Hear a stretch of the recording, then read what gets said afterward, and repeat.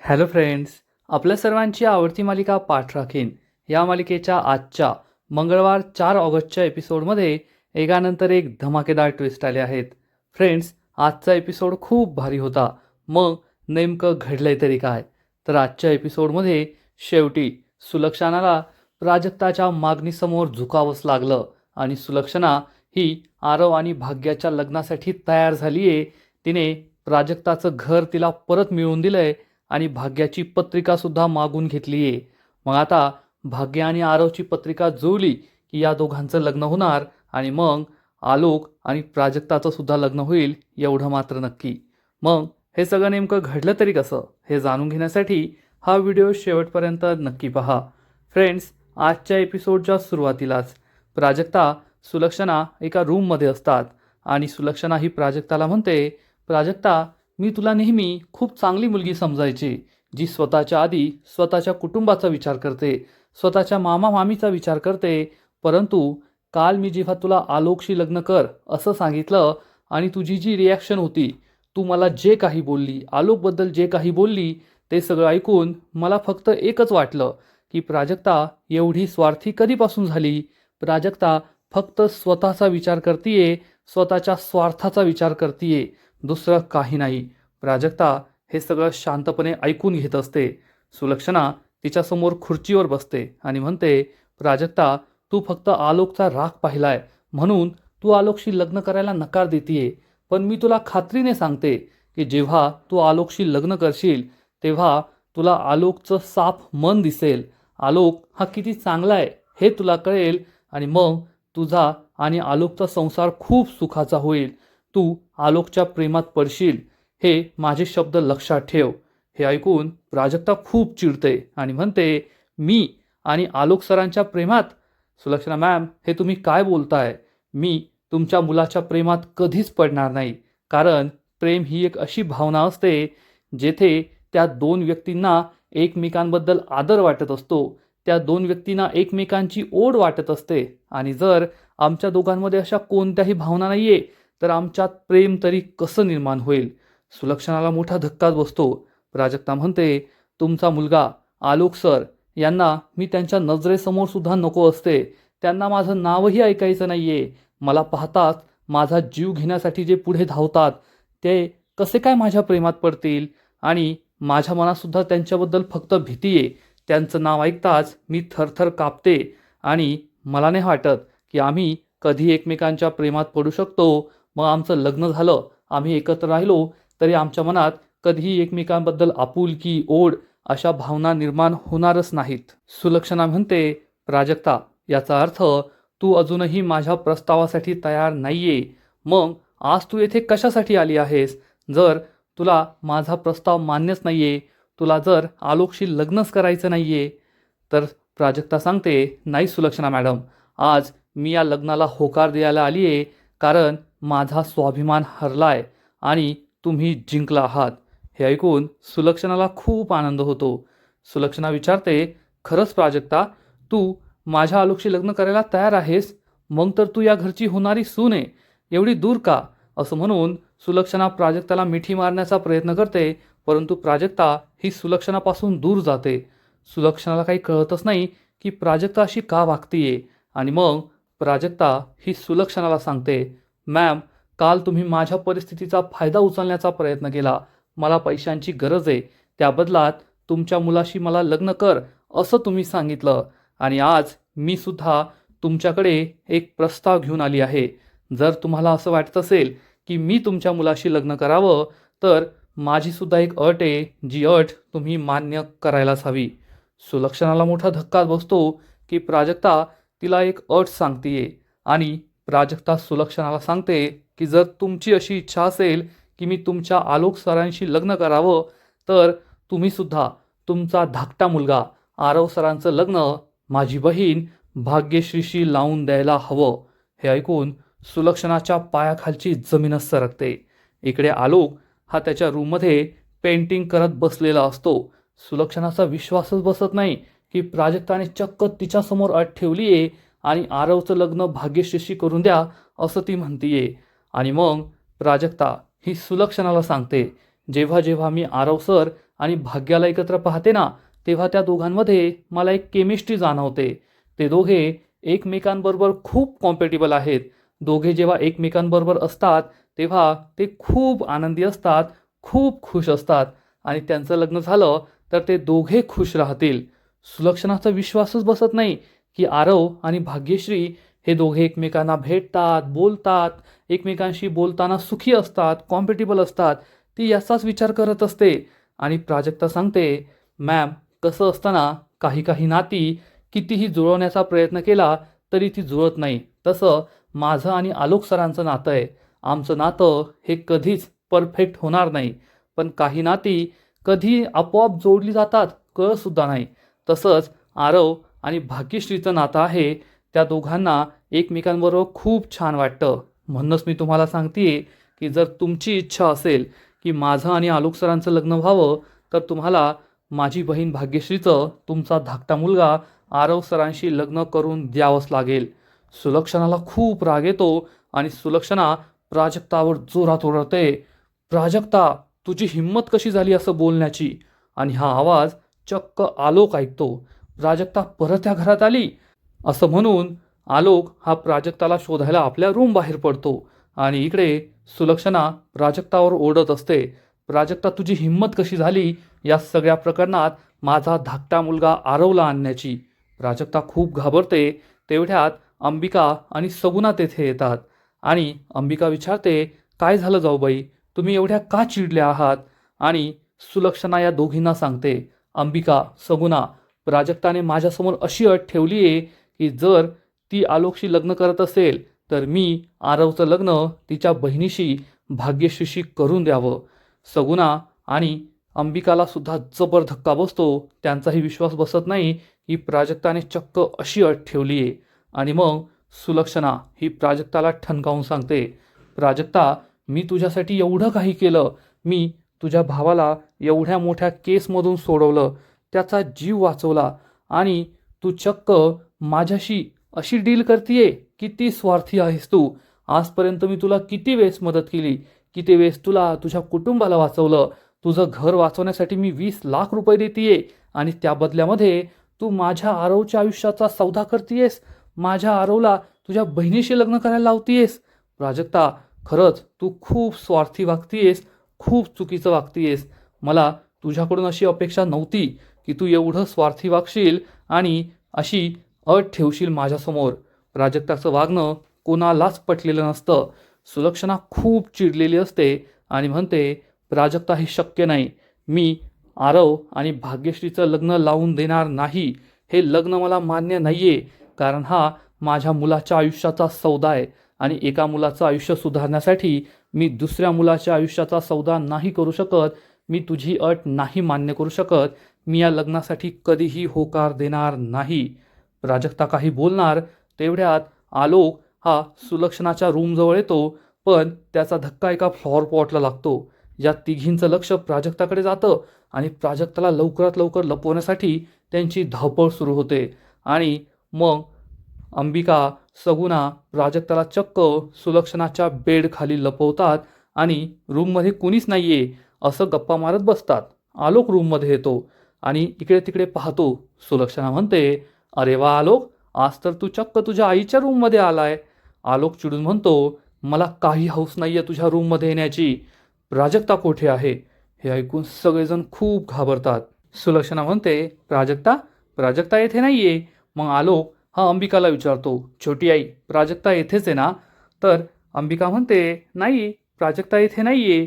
पण आलोक म्हणतो, "मला तिचा आवाज ऐकू आला आणि तो चक्क बेड खाली वाकून पाहणार." इतक्या सुलक्षणा त्याला थांबवते आणि म्हणते, "नाही आलोक, प्राजक्ता येथे नाहीये. तुझा गैरसमज झाला असेल." प्राजक्ता बेड खाली असते, खूप घाबरते आणि आलोक चिडून म्हणतो, "सुलक्षणा, मला माहितीये तू जोरात ओरडलीस आणि मी ते ऐकलंस. तू प्राजक्ताचं नाव घेतलं होतं." प्राजक्ता खूप घाबरते आणि सुलक्षणा म्हणते, "ओ अच्छा, अरे मी आणि अंबिका गप्पा मारत होतो ना, तेव्हा प्राजक्ताचा विषय निघाला. तू ते ऐकलं असेल." आलोक चिडून म्हणतो, "गप्पा मारत होता आणि ते सुद्धा एवढ्या मोठ्या आवाजात की 2 खोल्या सोडून मला आवाज ऐकू आला. सुलक्षणा, तू हे जाणून बुजून करतेस ना? तुला माहितीये त्या प्राजक्ताचं नाव ऐकल्यावर मी ट्रिगर होतो आणि मला त्रास व्हावा म्हणून तू हे सगळं करतेस ना. सुलक्षणा गप्प बसते. प्राजक्ता हे सगळं ऐकत असते आणि आलोक तिला ठणकावून सांगतो, यानंतर पुन्हा कधीही तिचं नाव घ्यायचं नाही. प्राजक्ता नॉट ॲक्सेप्टेड हे लक्षात ठेवायचं. आणि आलोक हा वॉर्निंग देऊन रागारागाने तेथून निघून जातो. प्राजक्ता हे सगळं ऐकते आणि आलोक निघून गेल्यानंतर लगेच सगुणा दरवाजा बंद करते. प्राजक्ताला बाहेर यायला सांगते, परंतु आलोकचं हे सगळं बोलणं ऐकून प्राजक्तालाही मोठा धक्का बसलेला असतो. मग अंबिका तिला बाहेर यायला हात देते, पण प्राजक्ता बाहेर येत नाही. सुलक्षणा म्हणते, प्राजक्ता बाहेर ये, तो गेलाय. आणि मग प्राजक्ता कशीबशी बाहेर येते आणि प्राजक्ता ही सुलक्षणाला जाब विचारते, मॅडम मी सुद्धा आता सगळं ऐकलंय. तुमच्या ज्या मुलाला माझं नावही ऐकायचं नाहीये, तुमचा जो मुलगा मला नजरेसमोर सुद्धा ठेवायला तयार नाहीये, त्या मुलाशी तुम्ही मला लग्न करायला सांगताय. खरं सांगायचं तर तुम्ही मला सिंहाच्या गुफेत जाऊन त्याच्याशी संसार करायला सांगताय, त्याच्याशी लग्न करायला सांगताय, ज्यात माझा जीव जाण्याची हमखास गॅरंटी आहे. सुलक्षणाकडे बोलायला काहीच नसतं. सगुणा आणि अंबिका सुद्धा गप्प बसतात. प्राजक्ता म्हणते, आणि येथे मी माझा जीव देण्याच्या बदल्यात माझ्या बहिणीचं आणि तुमच्या मुलाचं सुख पाहतीये आणि तुम्ही त्याला स्वार्थ म्हणताय. मग तुम्ही स्वार्थी नाही वागत आहात का? थोडे पैसे देण्याच्या बदल्यात तुम्ही मला एका अशा मुलाशी लग्न करायला सांगताय जो कोणत्याही क्षणी माझा जीव घेऊ शकतो. त्याच्या मनात आलं तर तो मला मारून टाकेल आणि तरीसुद्धा तुम्ही मला त्याच्याशी लग्न करायला सांगताय. मोठेपणाचा आव आणताय, तुम्ही माझ्यावर उपकार करताय असं दाखवताय. आणि जेव्हा मी माझ्या बहिणीच्या सुखाचा विचार करतेय तेव्हा मात्र तुम्हाला तो स्वार्थ वाटतोय. सुलक्षणाकडे या प्रश्नाचं उत्तर नसतं आणि प्राजक्ता ही सुलक्षणाला ठणकावून सांगते, सुलक्षणा मॅडम तुमच्याकडे फक्त एकच पर्याय आहे. जर मी आलोक सरांशी लग्न करावं अशी तुमची इच्छा असेल तर तुम्हाला तुमच्या मुलाचं, आरव सरांचं, माझ्या बहिणीशी भाग्यश्रीशी लग्न करून द्यावंच लागेल. सुलक्षणा चिडून म्हणते, प्राजक्ता तू खूप स्वार्थी वागतीयेस, स्वतःचा फायदा करून घेतीयेस. तर प्राजक्ता उत्तर देते, मॅम तुम्ही तरी दुसरं काय करताय? माझ्या आणि माझ्या कुटुंबाच्या मजबुरीचा फायदा करून घेताय. तुमच्या मुलाशी मला लग्न करायला सांगताय आणि जर मी सुद्धा असा विचार केला तर यात काही चुकलेलं नाहीये. प्राजक्ता आपली पर्स घेते आणि तेथून निघून जाते. या तिघींचा विश्वासच बसत नाही की प्राजक्ताने चक्क आलोकशी लग्न करण्यासाठी अशी अट ठेवली आहे. आणि प्राजक्ता ही घराबाहेर पडते. घराबाहेर येत असताना प्राजक्ताला आलोक काय बोलला तेच आठवतं की प्राजक्ता नो. आणि हेच आठवत आठवत हाच विचार करत करत प्राजक्ता रस्त्याने जात असते आणि मग तिला हे आठवतं की आई आजी काय म्हणाली होती, प्राजक्ता तुला आमच्या घरात एंट्री नाही, माझ्या घरात जागा नाही, तू तुझ्या काकांकडे जा. आणि प्राजक्ता विचार करते, मी खरंच त्या घरी परत जायला हवं का? मी तर लग्नाला नकार देऊन आली आहे, म्हणजे आपलं घर आपला परत मिळणार नाही. मग आई आजीच्या घरात मी राहिले तर सगळ्यांना त्रास होतोय. मी काकांच्या घरी जाऊ का? अच्युत काकाला कॉल करू का? असा विचार करून प्राजक्ता अच्युत काकाला कॉल करते. पण 2 रिंग होताच अच्युत काका फोन कट करतो. प्राजक्ता म्हणते, काकाकडे सोय झाली नाही तर मग मी कुठे जाणार, काय करणार? हाच प्रश्न प्राजक्ताला पडतो आणि प्राजक्ता पुन्हा एकदा अच्युत काकाला कॉल लावते. यावेळेस तो फोन उचलतो आणि प्राजक्ता काही बोलणार तेवढ्यात तो म्हणतो, प्राजक्ता मी तुझा पहिल्यांदा फोन कट केला, यावरून तुला कळत नाही का? मी बिझी असेल म्हणून फोन कट केला आहे. आत्ता माझ्याकडे वेळ नाही आहे, आपण नंतर बोलूया. असं म्हणून अच्युत काका पुन्हा एकदा फोन कट करतो. आणि आता काय करायचं, कोठे जायचं हाच प्रश्न प्राजक्ताला पडतो. प्राजक्ता खूप दुःखी होते. थोड्या वेळाने रात्र होते आणि प्राजक्ता ही रस्त्याच्या किनारी एका फुटपाथवर बसलेली असते. तेवढ्यात भाग्या त्याच रस्त्याने जात असते आणि प्राजक्ता रस्त्याच्या किनारी बसलीये हे पाहून भाग्यासुद्धा तिच्या शेजारी येऊन बसते आणि प्राजक्ताला आवाज देते. प्राजक्ता तेव्हा कुठे प्राजक्ता भानावर येते. भाग्या विचारते, तू केव्हापासून येथे बसलीयेस? तर प्राजक्ता तिला खोटं सांगते, आत्ता 5 मिनिटं झाली आहेत. भाग्या म्हणते, चल मग घरी, सगळे घरी आपली वाट पाहत असतील. आणि प्राजक्ता उठणार तितक्यात तिची कंबर लचकते. भाग्या म्हणते, प्राजक्ता किती खोटं बोलतेस ना तू, फक्त 5 मिनिटं तू येथे बसलीस आणि तुझी कंबर लचकली. काय सुरू आहे तुझं? सकाळीसुद्धा तू काहीतरी विचारात गुंग होतीस, आत्तासुद्धा तू काहीतरी विचारच करतीयेस. मला खरं खरं सांग, आई किंवा आई आजी तुला काहीतरी बोलली आहे ना? प्राजक्ता म्हणते, आजी. तर भाग्या चिडून म्हणते, मला वाटलंच होतं, आई आजी काहीतरी बोलली आहे, थांब मी तिच्याकडे पाहते. तर प्राजक्ता म्हणते, नाही ग भाग्या, ते काही बोललेले नाही आहे. माझ्या मनात एक दुसराच विचार सुरू आहे. मला ती जी नोकरी होती ना, ज्या इंटरव्ह्यूसाठी मी आज गेले होते, ती नाही मिळाली. भाग्या म्हणते, एवढंच ना, मग त्याचा एवढा काय विचार करायचा? एकतर जी गोष्ट आपल्याला नाही मिळाली त्याच्याबद्दल नेहमी हा विचार करायचा की ही गोष्ट आपल्या नशिबात नव्हती, आणि दुसरा विचार करायचा की त्यापेक्षा बेटर काहीतरी आपल्या नशिबात आहे म्हणून ते आपल्याला मिळालं नाही. त्यामुळे काळजी करू नकोस, सगळं काही ठीक होणार आहे. आणि आता एक काम कर, आता आहे ना, तू जोरात ओरड, टेन्शनच्या नानाची टांग. प्राजक्ता हळूच म्हणते, नानाची टांग. प्राजक्ताला लगेच भाग्या म्हणते, अगं तू असं बोलशील ना तर तुझ्या बाजूला असलेली टेन्शन काय माशीसुद्धा उडून जाणार नाही. तू चेहरा असा केलाय की तू डेटला गेली होती आणि तेथे तो चिडका आलोक सूर्यवंशी आला. प्राजक्ताला त्याचं नाव ऐकता आणखीन भीती वाटते, पण भाग्य हसत असते, तिच्याकडे टाळी मागते. पण प्राजक्ता काही टाळी देत नाही. भाग्या स्वतःच 2-3 टाळ्या घेते आणि म्हणते, अगं इतका छान जोक मारला मी आणि तू काही बोलतच नाही. तुझं पण खरं आहे, आलोक सूर्यवंशीशी डेट करण्याचा विचार तरी कोण करणार? कोणतीच मुलगी करू शकत नाही. बरोबर आहे तुझं. चल जाऊ दे. आता आहे ना, मला माझी ती प्राजक्ता हवी आहे जी छान स्माईल करते. प्राजक्ता छोटीशी स्माईल करते. भाग्या म्हणते, पहा बरं किती छान वाटलं, अजून थोडीशी. कोण तुला फी मागणार नाहीये जास्त स्माईल केली तर. मग प्राजक्ता कशीबशी हसते. या दोघी बहिणी आपल्या स्टाईलमध्ये एकमेकांशी हस्तांदोलन करतात, खुश होतात आणि घराकडे यायला निघतात. थोड्याच वेळात प्राजक्ता आणि भाग्या घरी पोहोचतात आणि घरी येताच त्यांना पुन्हा एकदा सगळ्यांचे लटकलेले तोंड दिसतात. म्हणजे त्यांचे तोंड असे लटकलेले असतात की कुणी गेलं की काय अशी अवस्था असते. चारू डोक्याला हात लावून बसलेली असते, वैद्यबुवा शून्यात पाहत असतात, आजी सुतकी चेहरा करून बसलेली असते आणि ही तृप्ती फुल ऑन मेकअप करून तोंड सोडून बसलेली असते. या सगळ्यांना काय झालंय हाच प्रश्न या दोघींना पडतो. प्राजक्ता भाग्या विचारतात, काय झाले तुम्हाला सगळ्यांना? तुम्ही असे तोंड पाडून का बसले आहात? परंतु यातलं कुणी काहीच बोलत नाही. प्राजक्ता विचारते, मामा मामी काय झालंय? आम्ही दिवसभर घरी नव्हतो, काही झालंय का? भाग्या विचारते, काय झालंय? बाबा तुमची तब्येत तर बरी आहे ना? परंतु हे चौघे तोंडातून एक शब्दही काढत नाही, काहीच बोलत नाही. त्यामुळे प्राजक्ता आणि भाग्याला खूप टेन्शन येतं की नेमकं काय घडलंय ज्यामुळे हे सगळे असा सुतकी चेहरा करून बसले आहेत.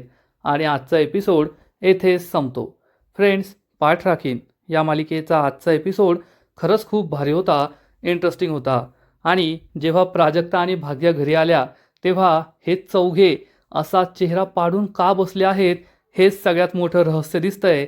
नक्कीच काहीतरी घडलंय ज्याचं उत्तर आपल्याला उद्या मिळणार आहे. कारण कदाचित जो कौस्तुभ होता तो कुठेतरी गायब झाला असेल, तो घरी आला नसेल, किंवा नऱ्याभाईचे गुंड पुन्हा एकदा घरी आले असतील, यांना धमक्या दिल्या असतील, म्हणून हे सगळे असा चेहरा करून बसले असंच दिसतंय. तिकडे सुलक्षणाने सुद्धा आरव आणि भाग्याच्या लग्नाला नकार दिलाय, त्यामुळे प्राजक्ताचा प्लॅन फ्लॉप झालाय. मग आता पुढे काय होईल हे पाहायला मजा येईल. तर फ्रेंड्स, पाठ राखीन मालिकेचा आजचा एपिसोड तर भारी होता, पण पुढील एपिसोड आणखीन भारी असणारे, आणखीन मोठा ट्विस्ट या मालिकेत येणार आहे. मग नेमकं घडणार तरी काय? तर या मालिकेच्या पुढील एपिसोडमध्ये आपण पाहू की सुलक्षणा ही प्राजक्ताला कॉल करून सांगेल, प्राजक्ता मी तुमचं घर परत केलंय, आज तुम्ही तुमच्या घरी परत राहायला जाऊ शकता. हे ऐकून प्राजक्ताला जबर धक्का बसेल. प्राजक्ता म्हणेल, पण मॅम. तर सुलक्षणा तिला सांगणार, हो मला तुझी अट आठवतीये, एक काम कर, उद्या मला भेटायला ये आणि भाग्यश्रीची पत्रिका घेऊन ये. हे ऐकून प्राजक्ताला मोठा धक्काच बसेल आणि सुलक्षणा फोन कट करणार. म्हणजे आता सुलक्षणाने प्राजक्ता आणि तिच्या कुटुंबाचं घर तर परत दिलंय आणि भाग्यश्रीची पत्रिकासुद्धा मागून घेतली आहे. याचा अर्थ ती आरव आणि भाग्याच्या लग्नाचा विचार करतीये, परंतु पत्रिका जुळवणार आहे. आणि ही पत्रिका ती खरोखर जुळवेल की यामध्ये सुद्धा तिचं काही कटकारस्थान असेल हे तर आपल्याला पुढील एपिसोडमध्ये कळेलच. ते पाहायला मजा येणार आहे. आणि मग रात्र झाल्यानंतर प्राजक्ता ही भाग्याला विचारेल, भाग्या तू एक निर्णय घेतला होतास की तू कधीच लग्न करणार नाही, तो निर्णय तू का घेतला होतास? आणि भाग्या प्राजक्ताला सांगेल, कारण मी परत लग्न करण्याचा विचार केला तरी काय होईल? एखादा मुलगा मला पाहायला येईल, माझ्या रंगरूपामुळे मला लग्नाला नकार देईल. मग आई आणि बाबा त्याला मोठे मोठे वचनं देतील. आम्ही तुला घर देऊ, गाडी देऊ, टी व्ही देऊ, फ्रीज देऊ, घरातली सगळं सामान देऊ, पण आमच्या मुलाशी लग्न कर. मग तो सुद्धा मोठ्या मोठ्या अपेक्षा ठेवेल, एवढा हुंडा द्या, तेवढा हुंडा द्या, मला पुन्हा एकदा त्या सगळ्या कुचक्रात नाही पडायचंय. प्राजक्ता तिला समजावून सांगेल, जर एखादा मुलगा मी तुझ्यासाठी निवडला तर तू त्याच्याशी लग्न करशील का? हे ऐकून भाग्याला आश्चर्य वाटणार की प्राजक्ता त्याच्यासाठी असा कोणता मुलगा निवडणार आहे.